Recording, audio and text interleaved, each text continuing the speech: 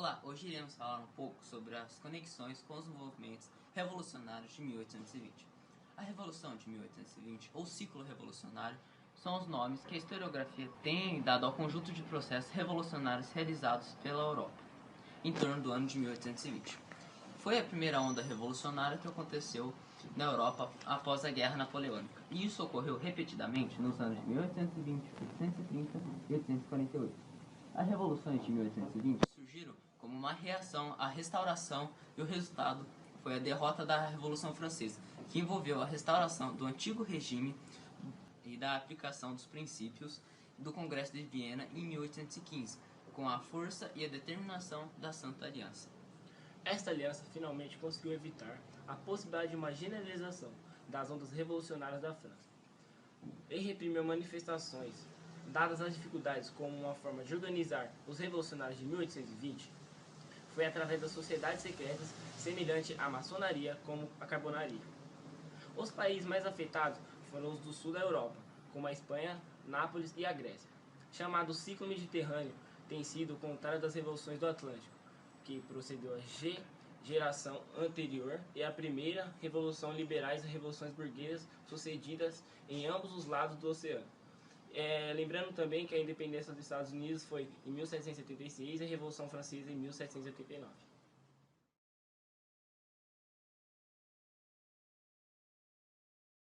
Luís XVIII nasceu em Versalhes em 17 de novembro de 1755 e morreu em Paris no dia 16 de setembro de 1824, conhecido como Luís o Desejado. Foi o rei da França e Navarra de 1814 até a sua morte. Ele viveu na Prússia, Rússia e Reino Unido durante a Revolução Francesa e o período napoleônico, quando Napoleão foi finalmente derrotado em 1814 pela Sexta Coligação. Luís foi restaurado para sua posição de direito. Luís reinou por pouco menos de uma década. O regime de restauração Bourbon era uma monarquia constitucional, diferente do antigo regime absolutista.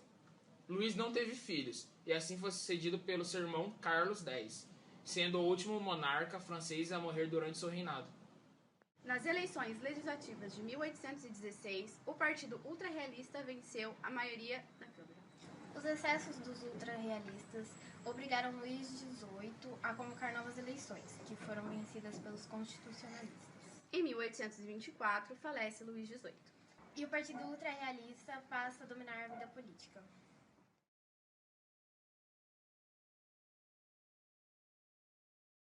Em 1824, a morte de Luís XVIII acabou causando rivalidades políticas.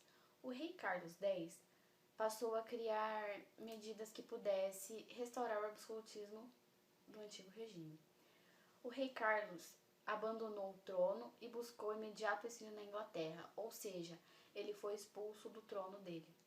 E a partir dessa maneira, o Luís Felipe foi quem assumiu o trono com o apoio da burguesia.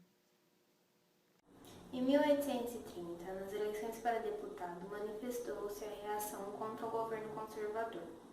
Mas Carlos X não recuou e, por meio das ordenações de julho, impôs um decreto que retirou todos os deputados eleitos de seus cargos. Diversos eram os grupos de oposição que, organizados em partidos, nutriam o mais vivo interesse em ampliar seu poder político.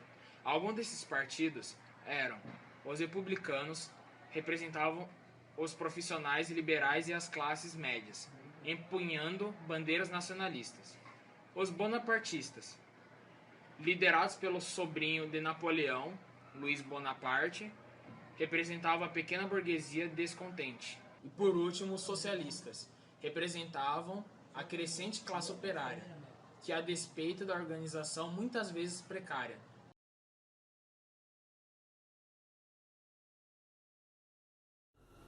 Quando Luís Felipe assumiu o poder, a sustentação política do rei era restrita. Ele sofreu com a oposição de vários setores da sociedade francesa e da velha nobreza de Carlos X, que queria restaurar o absolutismo. Luís promoveu uma amizade com o Reino Unido e apoiou uma expansão colonial. Em 1848, sua popularidade caiu e foi forçado a abdicar. Após 3 jornadas insurrecionais, Em 22, 23 e 24 de fevereiro de 1848, o rei Luís Felipe abdica em favor de seu neto, o Conde de Paris, e foge para a Inglaterra. A Câmara de Deputados rejeita o novo soberano e constitui um governo provisório formado por Lamartine, Dupont-Lure, Arago, Ledru-Rollin, Garnier-Pagès, Cremeux e Marie. A primeira medida tomada pelo governo provisório foi de proclamar a República. A França iria viver diversas semanas em meio a uma doce euforia, comumente chamada a ilusão lírica. Contudo, a Segunda República se defrontaria rapidamente com uma montanha de problemas e teria fim a partir de dezembro de 1851 com o golpe de Estado de Napoleão Bonaparte e em seguida a restauração do Império um ano mais tarde.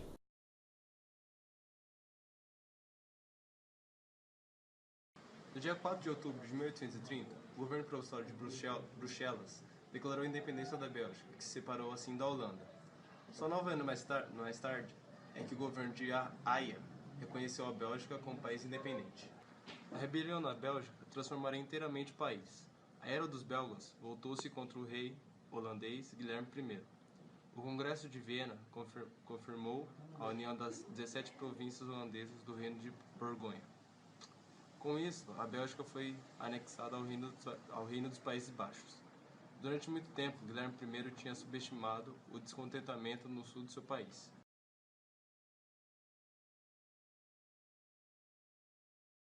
Na Polônia, a Revolução também assumiu o caráter da independência. Após o Congresso de Viena, a maior parte do país ficou sob custódia da Rússia. Aproveitando-se da organização de um exército para intervir na Bélgica, a Varsóvia, com o auxílio dos franceses, se rebelou contra a dominação russa. Em pouco tempo, o movimento liberal e nacionalista atingiu todo o país. Tropas da Rússia de Nicolau I esmagaram os patriotas poloneses.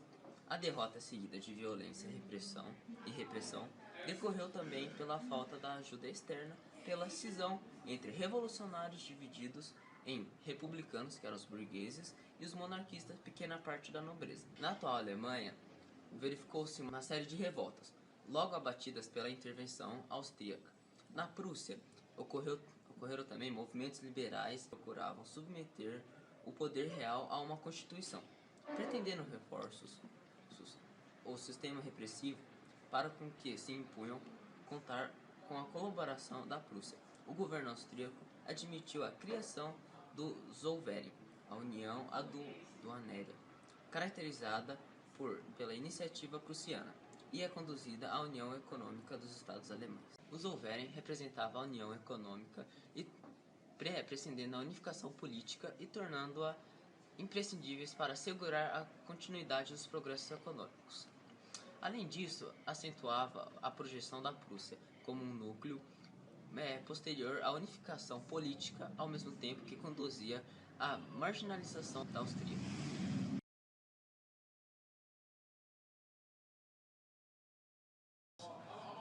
Tiveram um caráter liberal em regiões aristocráticas, nacional nas áreas sob domínio austríaco e antipapal nos estados papais.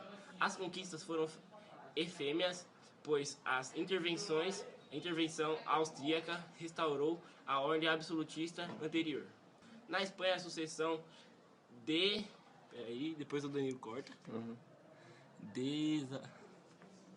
Espanha, a sucessão de Isabel, herdeira de Fernando VII, foi contestado por Carlos, apoiando as forças absolutistas graças à ação do general Espartero e de tendências liberais. Os carlistas foram derrotados e uma constituição liberal promulgada.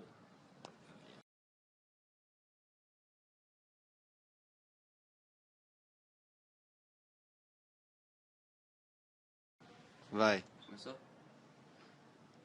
Google. Vai. Bugou. Obrigados, por exemplo, a aceitar o holandês como única língua difícil. Oficial. Pera aí.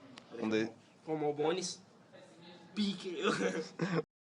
16, o partido... Nossa, eu errei feio. Na maioria das eleições... Vai ficar um trap atrás. É um beatbox. Nossa, grave... Vamos voltar pra cá. Que deselegante. Totalmente né? deselegante. Nós estávamos